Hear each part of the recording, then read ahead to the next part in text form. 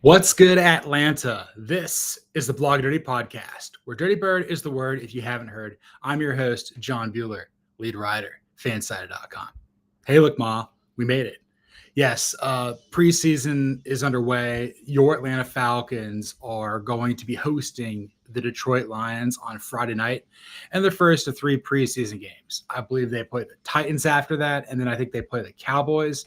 And then it's on to the Tampa Bay Buccaneers. So before we begin today's awesome and amazing show, I want you to hit that subscribe button, smash that like button, do whatever you can, Blog and Dirty Bird Nation, to make this show and this program the best hour or so a week you can on your Atlanta Falcons. So got a lot of stuff to talk about here today. I'm wondering if the ticker is going to work today. It seems like it's a little finicky. So it may just say, we're welcome to the Blog and Dirty Podcast on the bottom the entire time. But, whenever you're joining in, obviously welcome here. So we're going to get started here with a slice of pumpkin pie. That's not working. So let's check in on some of the Atlanta Falcons rookies before their first preseason game on Friday night versus the Detroit Lions. So here's kind of the vibes that I'm getting out of training camp about 2 weeks in before this first preseason game. So we know there's 5 rookies who are drafted by this team. We have edge rusher Jalen Walker out of Georgia, fellow edge rusher James Pearce Jr. out of Tennessee. Those were first-round picks. The Falcons did not have a second-round pick because they traded up with the LA Rams to get James Pearce Jr.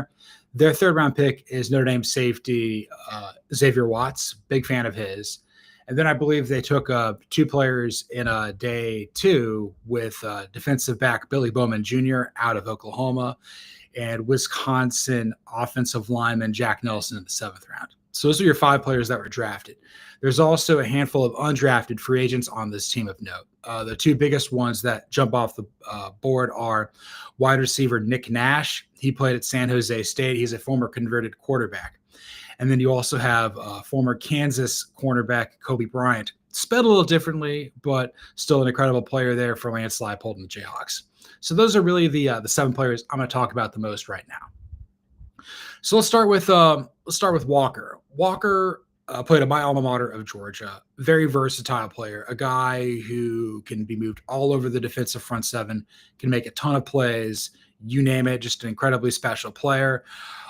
Again, it's hard for people to evaluate what he does, but like when he's out there and he's in the right spot, he can make anything and everything happen. He has been dealing with a bit of a hamstring issue the last week or so in training camp. It's kind of been precautionary. Raheem Morris and his staff have held him out a little bit to make sure that it doesn't get worse. But all signs point to him playing on Friday night versus the Lions, probably in a limited capacity because he's a first-teamer. But you have to remember, he's never played in the NFL before. And more importantly, this is a new defense for a lot of the guys on this team, with Jeff Ulbrich coming over from the New York Jets to work alongside Raheem Morris once again. So it seems as though Walker is working his way back, should be able to play at least in some capacity. Again, the big things that he has working for him at this point of his career is versatility and also just a tremendous leader on the defensive side of the ball, a guy that Kirby Smart could always lean on at Georgia. And the same thing he seems to be applying here for Raheem Morris here in Atlanta. So futures very high on Jalen Walker. Can't believe he fell to the Falcons at 15, but he does need to be a productive player because I'll be really sad otherwise. Go Dogs. The other guy of note in the first round is James Pearce Jr., the explosive edge rusher out of Tennessee, thrived playing for Tim Banks last year in Knoxville. The big thing that I think people need to realize when it comes to James Pearce Jr. is, maybe the vibes that I had of him being Vic Beasley coming out could not have been more wrong. Maybe they're both like speed guys, maybe they're physical guys, but this guy's got an edge to him. This guy does not want to be disrespected. He gets into a lot of fights in practice. And I think, he got into fights with Brian Newsel, Kaleb McGary, Matthew Bergeron. So basically everybody along the offensive line that's not Jake Matthews or Chris Lindstrom, who's a projected starter. And what I think is important to understand here is, I read something about James Pearce Jr. I think on the Falcons, I forget, maybe Mark Raimondi wrote about it for ESPN.com, if I'm not mistaken. But the big thing the big thing that stands out to me with James Pearce Jr. is like all the guys in the offensive line know he's just got an edge to him. McGary's like, it's fine. I just wish he wouldn't grab my face mask. Bergeron says he's fine. He's a good dude.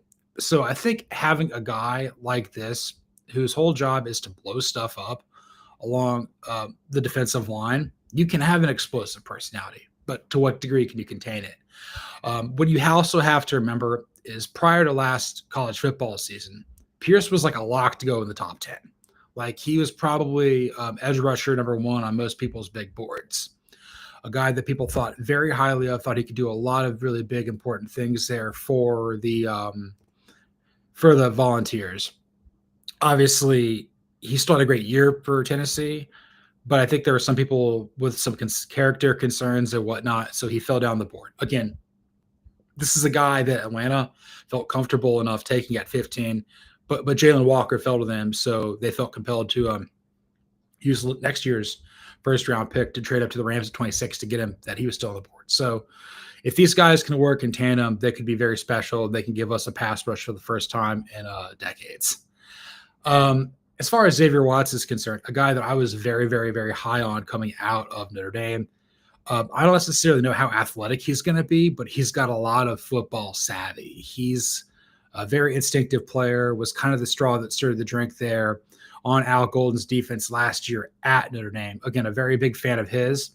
But again, I think he was held out a little bit in practice for like preventative measures because, I mean, he plays safety, gets a little banged up.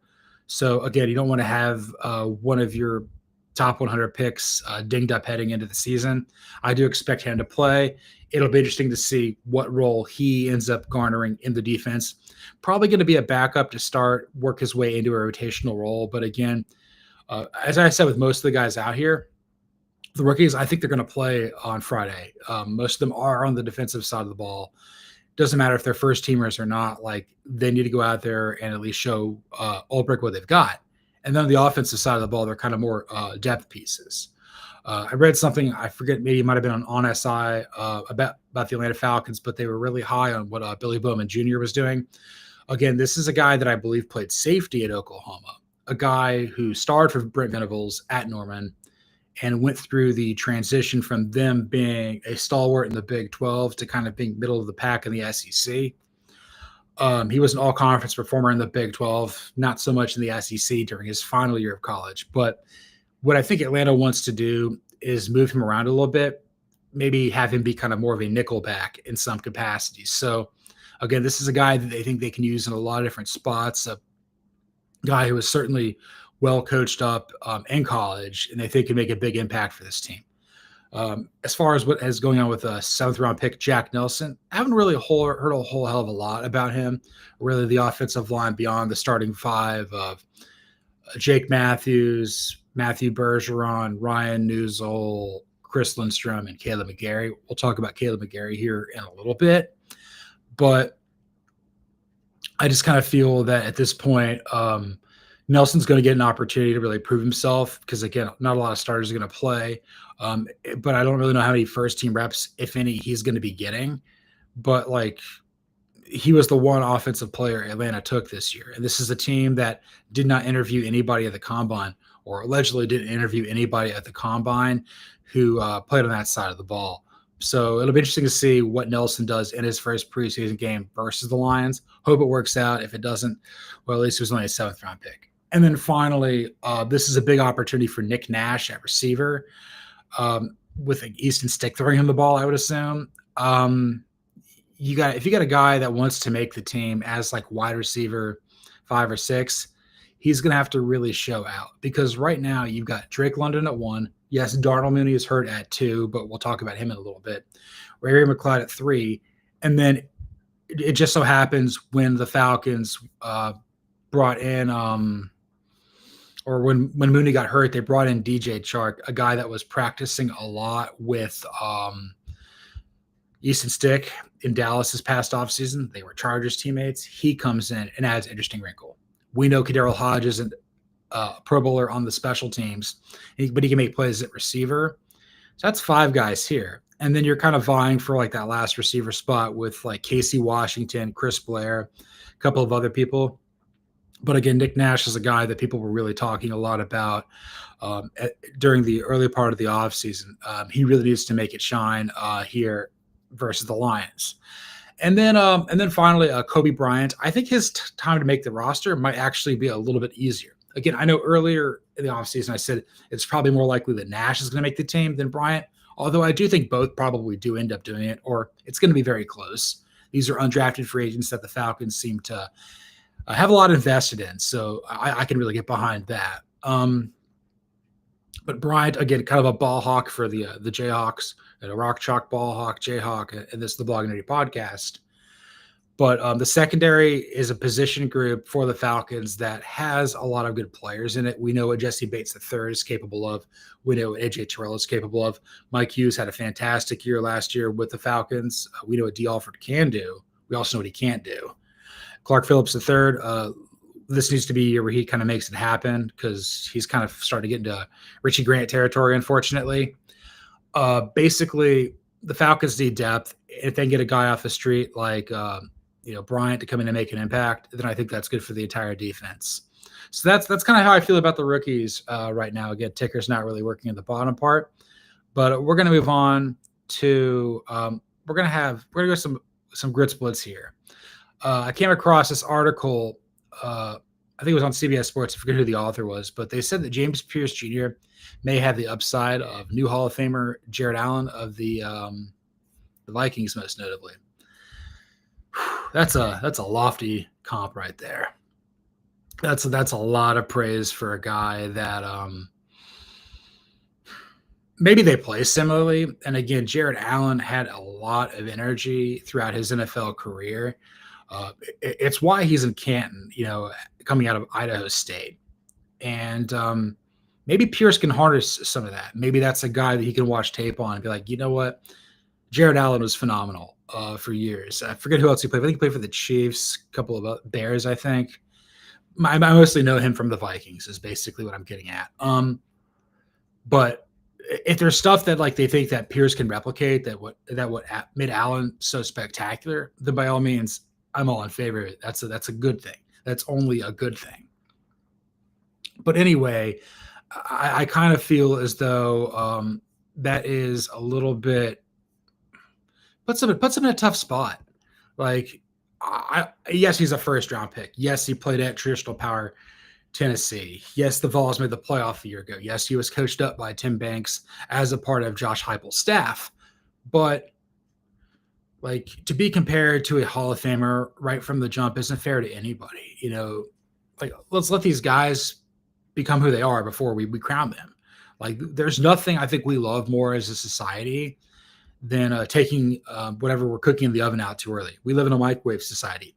We want stuff to be great right now, but sometimes you got to let it cook. You got to let it marinate. You don't microwave barbecue. You put that in the smoker and you let it cook, baby. We gotta allow James Pearce Jr. to grow and blossom into the player that he can be. But I never really thought of him as like a Jared Allen comp, but I'm in favor of it. Maybe that's the ultimate goal. Look, if James Pearce Jr. is the second coming of Jared Allen in the NFL, then we got ourselves a Hall of Famer at number 26. And we've got ourselves our best pass rusher since probably at least John Abraham, maybe even like since, I don't know, the greatest in franchise history, Claude Humphrey. It's been that painfully long. So, yeah, I'm in favor of the upside of what James Pearce Jr. can bring to the table, but let's not put the cart in front of the horse here. So, yeah, that's kind of what I was thinking about with that. Let's move on to our next topic with some look good, feel good, pay good, play good, pay good. I always get that confused. Kaleb McGary got a 2-year contract extension worth $30 million. I mentioned this on the last show that like I had some apprehension about giving him a deal before the start of the season, just because like we got to know how he's going to do as Michael Penix Jr.'s blindside protector. Again, the Falcons are not going to reshuffle their offensive line just because Michael Penix Jr. is left-handed. But look, this is a guy the Falcons, trade up for in I think 2019 or 2018. Yeah, 2019 to get a second first-round pick beyond Lindstrom, and they got him at 31, I think, out of Washington. First couple of years in the league, there was little speed bumps there, but he's found his niche as being a fantastic road grader at right tackle. Not particularly the best in pass protection, but also a guy who's just solid along the offensive line. I don't think he's ever going to be a Pro Bowl caliber player, but like he can be the third or fourth best player on a good offensive line, which is what we have right now. Again, we got to see what Ryan Newsel can do into his elevated role as an undrafted free agent, replacing the popular Drew Dalman at center. And we also got to figure out what Matthew Bergeron is going to do in, I believe, year 2 or 3 out of Syracuse. I'm not sure. Again, this guy's kicking inside from left tackle after playing for Dino Babers. So Bergeron really moves forward. That kind of takes some pressure off of McGary in some capacity. But also, like, this could go either way. This could blow up in the Falcons' face considerably. What you have to remember is, so if he played 18 is when he got drafted. So 18, 19, 20, 21, 22, 23, 24. 18, 19, 20, 21, 22, 23, 24. Maybe I got 19. 19, 20, 21, 22, 23, 24, 25. The point is he was in the year 3 of his 3-year deal after his first 4 years with the Falcons. He did not get the 5th-year option afforded him, but earned a second contract. Now he's got a third. This is a way that McGary gets paid decently. He gets the pressure of him about that contract having to live up to it. Like, he doesn't have to deal with that anymore. I gotta protect Penix's blind side and get a new contract. Well, he got a new contract. Now he just has to protect Penix's blind side. And again, I think this comes on the heels of the Falcons. Like, we're just gonna have to wait and see when it comes to Kyle Pitts. And then we're going to probably get into the whole extending Drake London sweepstakes. Because under Terry Fontenot and even the tail end of Thomas Dimitrov's draft picks, if a guy has been solid or Pro Bowl level or high end in the first round, he's going to get that 5th-year option. He's going to get extended. Outside of Calvin Ridley gambling his Falcons tenure away, we've seen them do that with Lindstrom. We've seen them do that with AJ Terrell. They've kind of done this with McGary in some capacity. They've also extended the 5th-year option to London. Pitts is playing on it. I would assume Bijan Robinson and Michael Penix Jr. will get that. We'll see what happens here with Jalen Walker and James Pearce Jr. down the line. But the money for McGary here, it becomes available because they're not paying Kyle Pitts right now. They're kind of going to wait and see. He's kind of in that Vic Beasley bucket. It's like, were you a 1-year anomaly or not? A lot of physical gifts, but for whatever reason, it's just not manifesting the way that we like. I'm in favor of this because the Falcons' pathway to success is by being really strong on offense, being very versatile, multiple on offense. And I think that starts with having a top 10 offensive line in the league. And McGary is a big reason for that. He's not the best offensive lineman the Falcons have. That would be fellow draft classmate Chris Lindstrom at guard. Probably the best guard in football. Jake Matthews is probably the most underrated left tackle in football. Comes from a famous family, has been to a Pro Bowl, but again, he kind of gets lost in the shuffle of his famous cousin, his famous uncle, and his famous father. But this is not the worst amount of money. I don't really necessarily know what they're putting in there in terms of guarantees. But this takes pressure off of him considerably. It allows him to play loose. And I'm pleasantly surprised to see this come across for this amount, maybe a slight overpay. But again, could you imagine if you didn't pay him and he balled out and he went to free agency? And then you got to pick and choose. Like, okay, and let's say Pitts pays well and you can only pay one. And then you got to figure out what to do with Cousins' contract. That could be challenging. So this is a way for Fontenot and everybody else to get out ahead of it. Makes sense. $15 million average annual value. I can get behind it. No real complaints here. Just go out there and ball, dude. So moving on to the second half of our show. Again, ticker at the bottom is not cooperating. Let's do some blow the whistle here. Is it the right call for Raheem Morris to hold out both Michael Penix Jr. and Kirk Cousins for the Falcons' first preseason game on Friday versus the Lions? Blow the whistle 100% the right call. It's obvious, and we'll talk about that, but I think there's also some parts to this that are not obvious. It's obvious in the sense that, look, I don't think that Zach Robinson's going to want to play a lot of guys on the offensive side of the ball that are first teamers, particularly with Mooney already kind of dealing with an injury. We'll talk about that here in a second. This team needs people like Bijan Robinson, Michael Penix Jr., the starting offensive line, what have you, ready to go week 1 versus Tampa Bay. Like, they got to win that game because Tristan Wirfs is out. You get the Bucs at home. You got to win another game over them. This is your biggest competition in division. You can't fiddle fart around. But even though Penix only played that one preseason game last year versus the Dolphins, maybe they play a little bit versus the Titans. I don't think they're going to play versus the Cowboys. That remains to be seen. I also say that, like, you have to remember Raheem Morris is from the Shanahan-McVay tree. I mean, he reinvented himself after failing in Tampa as a part of the Washington staff led by Mike Shanahan. And then, after spending time in Atlanta on Dan Quinn's staff, he went and he was the defensive coordinator for Sean McVay there in Los Angeles, replacing Brandon Staley. And McVay is notorious for not playing his starters at all in the preseason, kind of one of the first guys to do that. And obviously some more old school coaches, Andy Reid likes to do that with the Chiefs, to each his own. I think there could be work to be had, but like, I can understand. I've kind of become more of the belief, like, maybe don't play starters. It's a 17-game season now. We don't need people getting hurt because, like, you're adding one more game where it could potentially happen in the regular season as opposed to a preseason game. So let's just not do that. Also, you don't play any preseason games in college football, and the kids seem to be just fine. They also get hurt, but whatever. So with Penix, I get that. As long as he's getting a lot of the first team reps in practice, pretty much all of them, then I think he can refine his game and be ready to rock week 1 in the context of Zach Robinson's offense.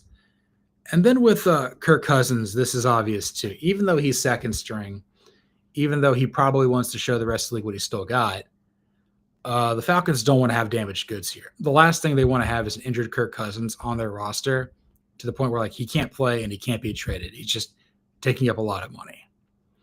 So there may be a way to kind of like safeguard this. Like, maybe some other team has their starting quarterback get hurt. Maybe the Falcons could trade him later this summer. If anything happens to Penix, we know we have the best backup quarterback in the league right now, and we can work with that. And then it's also like Cousins is like in his mid-30s. He's played enough preseason games. He knows every offense out there. Incredibly smart player. Physically, we don't want to put him in a compromising situation. Again, like, the healthier he can be, the better it is for him, the Falcons, the rest of the league. The last thing we want is a hurt Kirk Cousins. So that's pretty cut and dry. Don't really have anything to add much there with that in terms of Cousins.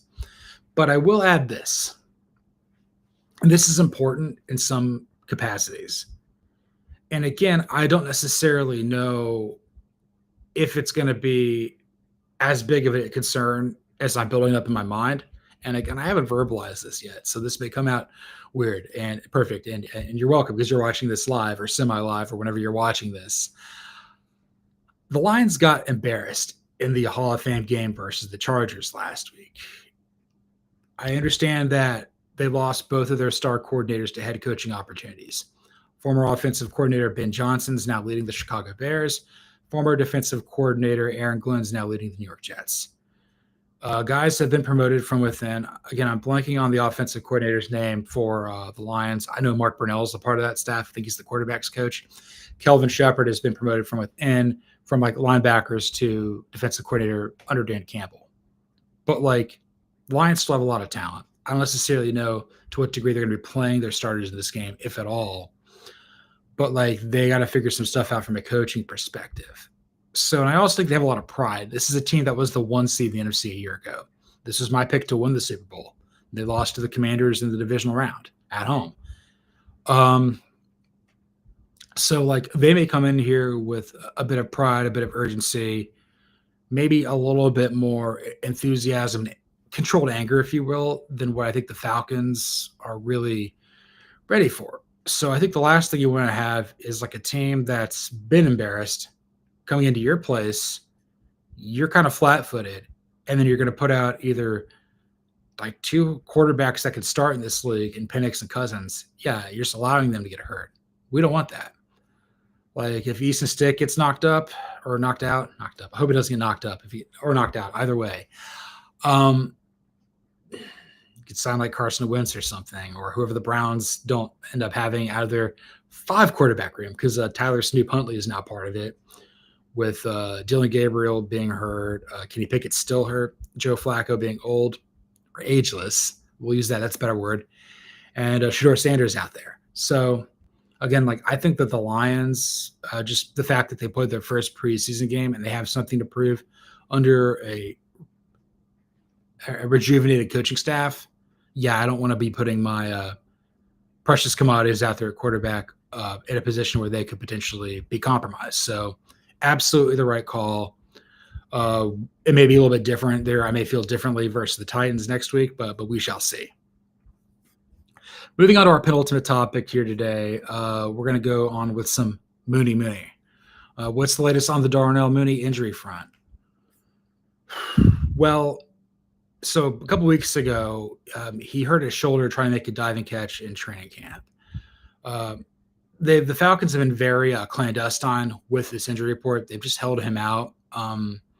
It doesn't seem as though this is like a season-ending injury or anything that's like going to really jeopardize him long-term. But I think it also necessitated the signing of DJ Chark immediately. He came in for a visit, like, oh, Stick. Okay, cool. Let's work on your rapport. And then it's like, oh, then Mooney's out. Okay, Chark has a really good opportunity to make this team. Look, Mooney's going to make the team no matter what. This is a guy that I know Cousins had a great rapport with last year. We'll see what happens there with Penix, although he seems to favor Pitts a little bit more, which I think is a good thing for the team. But as long as Mooney can be ready to go versus the Buccaneers, I'm totally in favor of that. Again, like I don't think I want to see him play at all this preseason. Like there's no reason to like rush him back and play versus the Titans next week or the Cowboys in 2. Like what's the point in that? I think, maybe he has like, a few limited packages. He's out there as a part of the week 1 squad versus the Bucs. And again, I don't think you can put him on IR because if you do that, then he's on there for the first 4 weeks of the season and you kind of need him. So I think that they're doing everything in their power to make sure that he can be ready to go week 1. Because maybe like Chark, maybe that opens up other opportunities for guys to make the roster. Nick Nash in particular, Casey Washington, Chris Blair, what have you at receiver. But like they're keeping this close to the vest because they kind of have to. There are injuries popping up all over football right now at a lot of key positions. So far, we played one preseason game with the Chargers beating the tar out of the Lions in Canton. We got 3 more weeks of this. Hopefully nobody gets hurt. I don't want to see anybody get hurt last year like Braylon Trice and DeMarco Hellams did for the Falcons in the preseason. J.J. McCarthy's rookie year with the Vikings kind of got ruined because of this. We all know what happened with Michael Vick decades ago here in Atlanta. God, that was over 20 years ago, unbelievably. But, like, I don't necessarily think Mooney needs to play for me to feel any better about him, because I already feel pretty high about him. I think he's got a chance to really ascend and hit his prime in year 2 with the Falcons. A big part of the system. I think the team knows what he's capable of, and they want him to be they want him to help take some pressure off of Drake London, maybe help elevate the play of Kyle Pitts in some capacity, and of course the rest of the wide receiver core. But again, I don't think we're going to see him play on Friday, and I'd kind of be stunned to see him play at any point during the preseason. Again, what's the point of putting him out here when he's not quite back yet? And again, like he plays on the offensive side of the ball. He's been on the team before. It's the same coordinator with Zach Robinson. It's the same cast of characters. Yes, he's missing precious time to build his rapport with Michael Penix Jr., but Penix is getting all the first team reps. That'll come in time. But I think more importantly, this is expediting his chances of building his rapport with other receivers. Maybe Pitts becomes a bigger necessity. We know London's going to get the ball force-fed to him, maybe in some capacity. We'll see what happens with McLeod, Hodge, Nash, Blair, Washington, Chark, what have you. Plus, I don't think it's bad for the Falcons to have Penix having rapport with DJ Chark, in addition to having rapport with Darnell Mooney down the line. The more weapons we have on offense, the better off I think this team will be. If we could score points, I mean, I think we can contend for the playoffs, and I'll talk about that probably here in a future episode. So let's move on to our final topic here. It's not a game. We're talking about practice. We're talking about practice. God, this ticker's so frustrating. But anyway, here's my thoughts and expectations heading into the first preseason game this summer versus the Detroit Lions. I don't want to see any first team starter on the offensive side of the ball play. I just don't want to see it. Maybe like if there's 11 guys that are first team, maybe no more than 3. Anything beyond that, I think that's a little careless. And again, we know that like Mooney's not going to play. We know Penix isn't going to play. Don't really want to put Bijan Robinson out there. Probably not even play Tyler Algier, to be honest, because he's such that big part of a rotation. Like, I don't think we need to suffer injuries to major pieces in our depth. This is kind of more about who's running out the roster. Have those guys go out there and compete. And again, with preseason, I'm going to say this. Yeah, you want to see your team go out there and look good, but I could care less what the final score says at the end of the day. Again, it's a glorified exhibition. And I'd rather see guys out there, earn their roster spot and try to level up versus comparable or slightly better competition rather than, lose a player for the season. Again, like football is a gladiator sport. It's a sport defined by regulated violence. It's going to happen. Players are going to get hurt.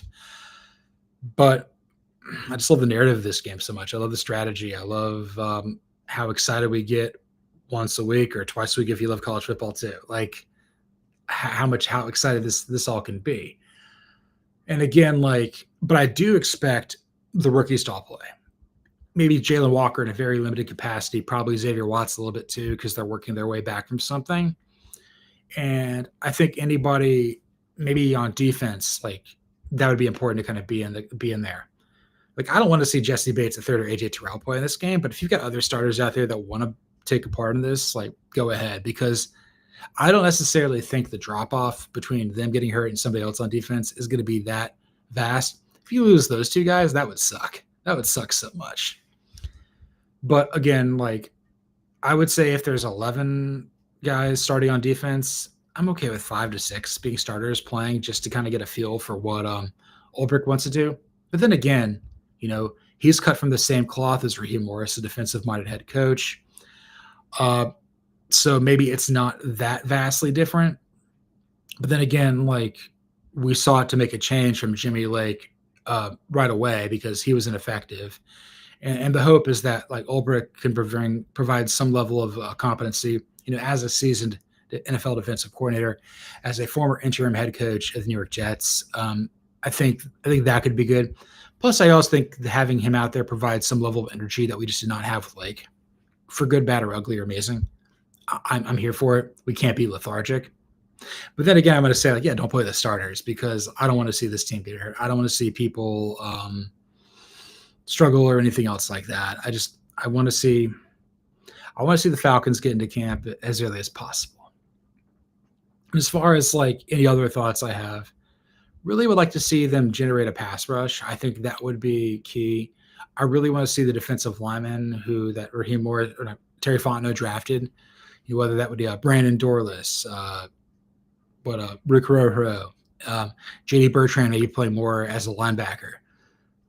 Guys like that kind of, elevating the team a little bit. Want to see that defensive front seven come together a little bit more. That would make me very exciting. I'm also interested to see how the kicking game goes. Maybe, Younghoe Koo is still the starter, but it feels like Lenny Craig is really pushing him. And obviously they can keep both because Lenny Craig would satisfy the international component, and the NFL wants to expand its game. He's from Germany, so he can be on the roster without necessarily costing Koo's spot. But the last thing we need is for a well-executed drive to result in no points when it should be 3. Or should be 7 and you only give us 6. We got to who's got to earn it here. Any other thoughts I have about the preseason? I'm eager to see how the defense kind of plays under Ulbrich, like kind of where I think the strengths could be. With Lake last year, I kind of felt like the secondary was good for a while, and then we got to that bye. Really, that Denver game, probably the ugliest game of the season for this team. That was a really bad one. Then I feel like Raheem Morris kind of took over a little more. The pass rush was a little better, but the secondary kind of got progressively worse as the season went along. I want to see homegrown players hit. Last year was all about Justin Simmons and Matthew Judon. And again, we've been doing this show for about a year now, so a little bit over a year. So thanks for helping it grow. Thank you for being a part of it. It's been a lot of fun. But I want to see the guys that we've drafted. I want to see the guys that we've signed off the streets, the guys that didn't play anywhere else, the guys that their only NFL career is the Falcons. Like, I want to see those guys be the reason that this team ends its playoff drought this season. I want to see these homegrown talent guys build something special here, because this city is going to be really excited if this team's good. The Braves are frustratingly bad. Hawks may be on the uptick, but it kind of feels like this year's their window to take advantage of Tyrese Halliburton being out, Jason Tatum being out. They got to just go for it. But I think the Falcons, I think most people are like probably not going to win the Super Bowl. Be kind of shocking if they got there, if they make the playoffs. I think it's about a 50-50 proposition where people are like, yeah, I think they can win the NFC South. Maybe it's the Buccaneers. I don't know if people are saying that the Falcons and Bucs are both going to make it. Maybe I'm more in that bucket right now. But I think a lot of it comes down to how you feel about the NFC North and the NFC West. If there's teams out there that you don't buy in, or there's teams that you do. Again, the Matthew Stafford injury could throw a whole wrench in it out west. Maybe Arizona overtakes them. Maybe Seattle has a good year. Maybe if the 49ers get back to good. Right now, the only thing I know for sure in the NFC is that the Saints are going to be really bad. The Giants are not going to be very good. And then I think really anything else. And I also think Philadelphia and Washington are going to be really good. Detroit's not going to fall off a cliff. Green Bay will be a playoff team too. But I think really anything else beyond that, like, let's just wait and see. Let's see what happens. I'm excited. We got a Falcons football here in 2 days. Couldn't be any more excited about that. So this was episode 53 of the Blog and Dirty Podcast. You can follow me, John Bueller, on Twitter or the X at Bueller118. You can follow the show on Twitter or the X at Blog and Dirty FS. You can follow us along on YouTube at Blog and Dirty FS. Be sure to watch, like, comment, subscribe on Apple, Spotify, YouTube, anywhere there's podcasts. Give us a 5-star review on Apple. That really helps the show grow. Give us a 5-star review on Spotify. That helps us grow as well. And again, we've been really growing this thing here on YouTube. The last 2 months have been absolutely incredible. Last 4 months, really, kind of since the end of the off season, really kind of around that time, back in March, maybe Trey Hendrickson going to be a part of this team. Y'all have been there with me every step of the way. Y'all have been consuming this content. You've been asking great questions, both in the chat, both, in the comments.